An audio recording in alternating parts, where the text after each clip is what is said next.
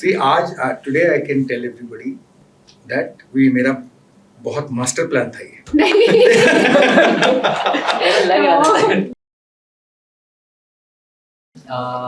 और सबसे इम्पोर्टेंट चीज़, आज हम जिस मूवी के लिए बैठे हैं, सर आपकी बहुत सारी मूवीज़ हमने देखी है, बहुत इन्जॉय भी की है. मैम लास्ट आपकी मूवी देखी है, उसमें उसको देख के जिस तरीके से आज हम इस इंटरव्यू के लिए आए हैं, मतलब एक्सपेक्ट नहीं किया था जो चीज़ें हुई है. First of all well Divya ma'am, अभिनय सर. मैम सर ये मूवी कैसे हुई और मैम को कैसे आई और सर आप दोनों साथ में कैसे? अरे बहुत सारे सवाल एक साथ. नहीं तो ये मूवी की शुरुआत भट्ट साहब से हुई एंड वो एक बनाना चाहते थे इस टाइप की फिल्म और उनके हाथ ये एक स्क्रीन प्ले स्टोरी थी और मेरे ख्याल से दिव्या ये सब एक्चुअली जवाब दिव्या बेटर दे पाएगी. या सो मुझे पता चला कि भट्ट सर ऐसी एक पिक्चर बना रहे हैं. सो मैं उनसे उनके ऑफिस मिलने गई and I bagged and pleaded that sir please मुझे मौका दीजिए ये रोल करने का. एंड मैं यू नो गॉड प्रॉमिस कि मैं आपको मतलब प्राउड करूंगी, डिसअपॉइंट नहीं करूंगी, बस आप मुझे अपॉर्चुनिटी दे दीजिए. तो सर भी कहते हैं ट्रेलर लॉन्च वाले दिन भी उन्होंने कहा कि he saw that sincerity in me and today he stands very proud of me after seeing my performance. So I feel very happy because you know my first audience is my director and my producer and my main aim is that they should be happy with my work first and then it opens up to a wider audience. So that's how I got this role. और उसके बाद then I came onto the board. I came on board. Because ये एक story ऐसी थी ना कि बहुत इंटरेस्टिंग लगी मुझे कि बिकॉज मैं कोशिश हमेशा करता हूँ कि मेरी हर पिक्चर पहली पिक्चर से अलग हो. तो ये इसमें अलग ये था कि एक कहानी एक ऐसे एक ऐसी महिला की जो बहुत सिंपल सी है, अपने घर अपने पति अपने बच्चे के साथ बिल्कुल खुश है और जब उसके लाइफ में कुछ ऐसा घटता है जो खतरनाक एक ऐसा मौका आता है उसके लाइफ में जब उसे कोई और चॉइस नहीं होता उसके सामने, she has to fight back, she has to take some action and that action is an extraordinary action that she has to take. तो ये मुझे लगा कि as a director it's a challenging story for me to tell. First a woman oriented subject which I had never done before and second is a story of a simple woman who an ordinary woman who ends up doing something extraordinary. So this was the reason why I also wanted to come on.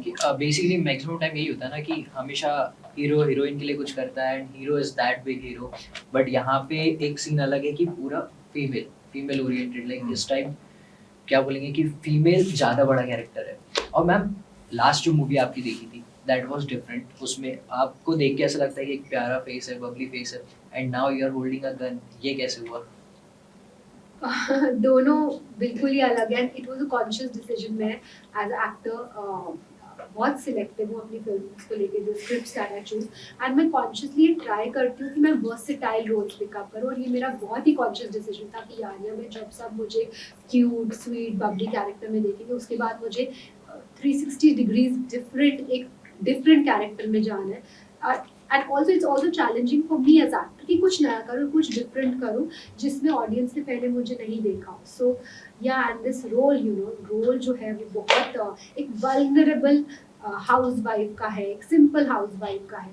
But house wife में बहुत strength होती है. जब अपने परिवार पर बात आती है तो कैसे खुद माँ शक्ति अपने अंदर से निकालती है, वो स्ट्रेंथ निकालती है. और एक करेज और डिटर्मिनेशन की स्टोरी है जो कि सबको एक इंस्पायर करेगी and every woman will feel कि हाँ मतलब ऐसा कुछ नहीं है जो मैं नहीं कर सकती, बिकॉज हर वुमन में वो ताकत होती है to achieve the impossible. Yes I agree. Ma'am इसमें एक और एक चीज़, सर आप भी कि ऐसा क्या चीज़ हुई कि जो डिफिकल्टीज या चैलेंजेस आपने फेस किए होंगे व्हाइल शूटिंग? मेरे लिए सबसे बड़ा चैलेंज तो ये था कि मुझे बहुत मेजर चोट लग गई थी सेट पर. 10 ही दिन हुए थे, हम शूट कर रहे थे यूके में -6 डिग्री में और एक एक्शन सीन चल रहा था जिसमें रिहर्सल बिल्कुल प्रॉपरली हुई, स्मूथली हुई. और फर्स्ट टेक जब हुआ तो फाइटर ने मुझे तो पीछे उठाया और ऐसा पकड़ा और धाड़ फेंका और मैं लोहे की ग्रिल पे जाके टकराई और पूरा मेरा चेहरा टकराया और मेरा पूरा गाल सूज गया एंड खून और पूरा स्ट्रक्चर ही बिगड़ गया, ये ऊपर ही नीचे. और बाकी सारी शूटिंग मैंने वैसी की है. तो जब ब्रूजेस देखेंगे वो रियल ब्रूजेस है। उसके बाद तो मतलब मेरी हालत खराब हो गई, क्योंकि एक आर्टिस्ट के लिए चेहरा ही मेन होता है जो आप सबसे पहले लेके जाते हो। तो मुझे लगा कभी ठीक नहीं होंगी मैं, हमेशा ऐसे ही रहेगा, निशान पड़ जाएगा मेरे चेहरे पर, मैं कैसे छुपाऊंगी, क्या करूंगी। एंड अगले दिन जब मैं डॉक्टर के पास भी गई तो डॉक्टर ने कहा कि जैसे बचपन में कभी कभी कुछ चोट लगती है तो एक बम्प रह जाता है माथे पे, आपने देखा होगा कितने लोगों के, तो मैं गारंटी नहीं लेता, हो सकता है यहाँ पे एक बम्प रह जाए आप। तो I am just thankful to God कि ठीक हो गया और चला गया और कोई निशान नहीं, तो ऊपर वाले की कृपा हुई। सर ये तो कंप्लेंट हो गई आपके लिए। तो इसमें कंप्लेंट तो छोड़ो, मैं वही बोल रहा था वो बहुत खुश थे, मैं बहुत खुश हो गया था। मैं रो रही थी। ओके, वो रो रही थी, उनको लगा था, और of course my first instinct was that my actors got hurt, so I will take care of it. But एक 15-20 मिनट मैंने जब देखा कि उनकी चोट देखी, तो I am a rowdy fellow, I have got hurt a lot in my life. So मुझे पता था कि ये इतना नहीं होने वाला है, टेंशन नहीं है। तो उसके बाद तो मैं खुश हो गया। क्यों खुश हुआ? क्योंकि as a director I felt इससे बेटर ऑथेंटिक मेकअप कैसे हो सकता है, बताओ। इससे मतलब, एंड प्लस उसके आगे का जो सीन था, ये तो पहला शॉट था, उसके आगे जो सीन था उसमें she is beaten up and she scared. तो आई सेड ये तो पूरा ऑथेंटिक सब कुछ मिल जाएगा मुझे। तो I was extremely happy that, but I knew that she is going to be fine. तो उसके बाद आई वाज, अनिल कपूर ने भी वही किया। अनिल साहब ने उनको देखा और बोला डोंट वरी, पिक्चर हिट है। तो that's how we actually continued shooting that day. 1 घंटे के अंदर we were on floor back again. तो सर मुझे एक बात आई कि आप लोग का अनिल कपूर सर के साथ कैसा रहा? बहुत अच्छा रहा। जैसे सर बोल रहे हैं कि उस दिन मेरा पहला दिन शूट था अनिल सर के साथ, तो मैं रो रही हूँ, पूरा पेन में हूँ, गाल सूजा हुआ है।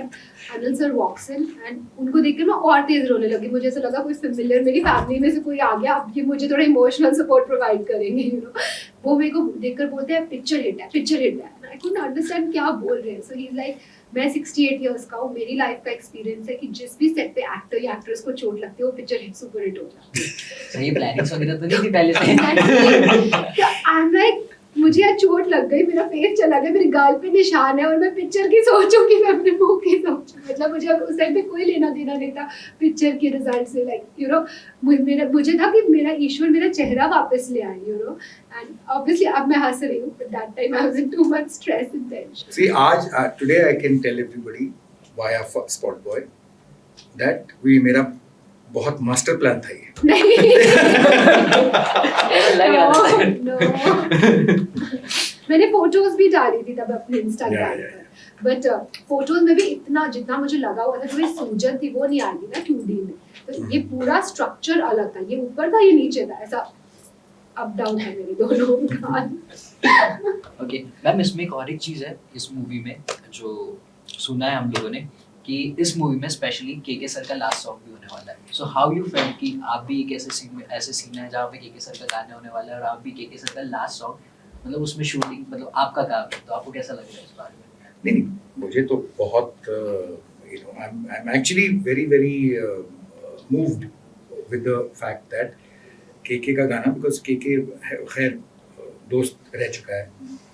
हमने काफ़ी सारी एडवर्टाइजिंग काम, जिंगल्स काफ़ी सारे किए हैं साथ में, एंड मेरी फिल्म्स के लिए, मतलब एड फिल्म्स के लिए उसने गाया भी है। फिल्म में कभी मौका नहीं मिला कि उसका गाना मेरी फिल्म में हो, तो इस बार वो इस तरीके से हो गया है कि he did sing that song for this film, and I was not aware of that, but साहब ने वो रिकॉर्ड कर लिया था और उसके 10 दिन के बाद he passed away. And when I met Bhatt Saab and when I decided to do this film, the first thing that he told me was, they said, did you know that we already have the song for this film? I said, Arey, wow, okay. And I said, okay, let's hear it. And he says, it's a very emotional song because it's a love song from KK and it was his last song. So that kind of really made a lot of difference to me. So yeah, but it's a beautiful song. उसमें एक और factor हुआ कि अब के sir का भी गाना, क्योंकि उनके गाने हिट बहुत जाते हैं। या बिल्कुल। अब आपको कैसा लगा के sir? I think we are amongst the lucky ones कि हमें ये मौका मिला कि उनका लास्ट गाना जो है वो हमारी पिक्चर सावी के साथ associated. So we consider ourselves lucky and blessed. And of course, like everyone else, I'm also a big fan of his songs. और उनके गाने मैं गाती रहती हूँ. So I, wish and pray कि वो जहाँ भी है, he's blessed, he's happy. मेरा भी कभी ऐसा था कि सर के साथ कभी बैठ के इंटरव्यू करूँगा, बट स्टिल उनके गाने को प्रमोट करने का चांस मिला. That's a good thing.